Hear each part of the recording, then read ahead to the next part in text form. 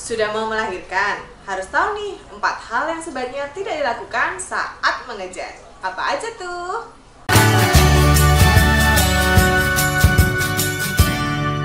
Halo, selamat datang di Kriwil, ngobrolin kesehatan bareng aku Bidan Kriwil. Hari ini aku akan ngasih tahu 4 hal yang sebaiknya tidak dilakukan ketika kalian mengejar.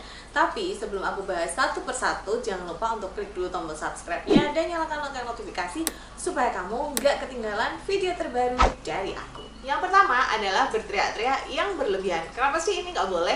Karena seperti kita tahu, ketika melahirkan itu ibu butuh yang namanya power. Power merupakan salah satu dari faktor 5P yang menentukan apakah suatu persalinan ini dapat berjalan dengan lancar atau tidak.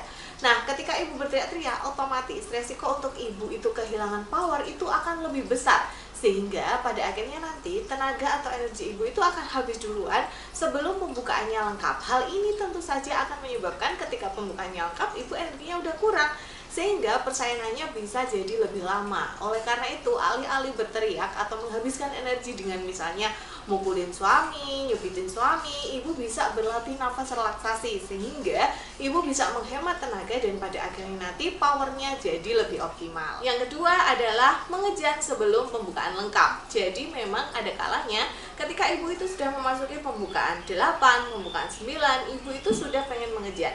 Tapi harus selalu ingat, kalau pembukaannya itu belum lengkap, maka otomatis kepala janin itu juga belum bisa lahir dengan sempurna gitu. Kayak misalnya ibarat kita mau keluar rumah, tapi pintunya belum terbuka lebar, sehingga akhirnya kita nabrak-nabrak pintu karena nggak muat sama badan kita. Begitu juga kalau misalnya ibu itu mengejar sebelum pembukaan lengkap. Jadi walaupun ibu sudah pengen mengejar, usahakan untuk tidak mengejar sebelum pembukaannya lengkap. Kalau misalnya sudah tidak tahan, ibu bisa menggunakan nafas tiup.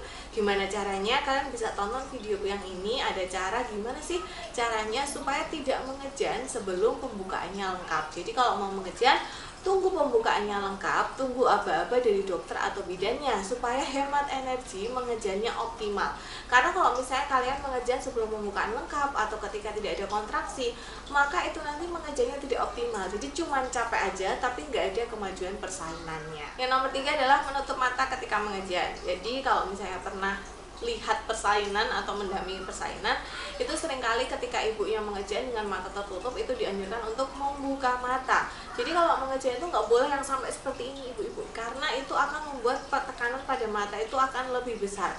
Kalau misalnya kalian punya mata minus atau masalah pada mata, tekanan yang besar itu bisa memperparah masalah yang ada di mata. Jadi kalau misalnya melahirkan, itu kalian bisa membuka mata, kemudian ketika mau mengejar misalnya dalam posisi litotomi, itu bisa dengan pandangannya itu diarahkan ke arah perut dan ke arah jalan lahir. Jadi kayak biar semangat juga gitu loh, kayak aduh aku udah pengen nih ngelihat bayiku lahir, mana ya gitu. Jadi ketika mau mengejar itu usahakan matanya terbuka, lihat aja perut atau area jalan lahir. Kemudian hal keempat yang tidak boleh dilakukan adalah tidak mengatur nafas. Jadi nafasnya sembarangan aja.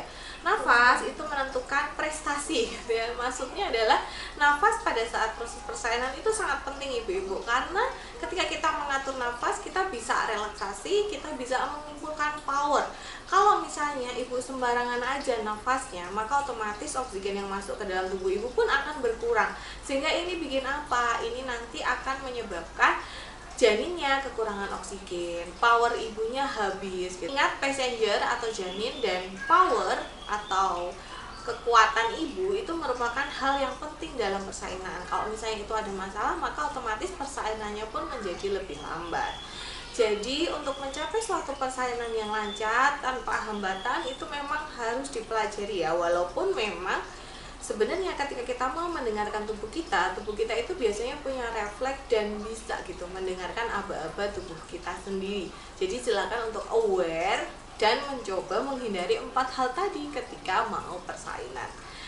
Nah, sekian dulu video dari aku. Kalau misalnya ada pertanyaan seputar persalinan, kalian bisa tinggalkan pertanyaan di kolom komentar ya. Terima kasih sudah menonton video kali ini. Semoga persalinannya lancar, sehat ibu dan bayinya. Sampai jumpa di video selanjutnya. Bye!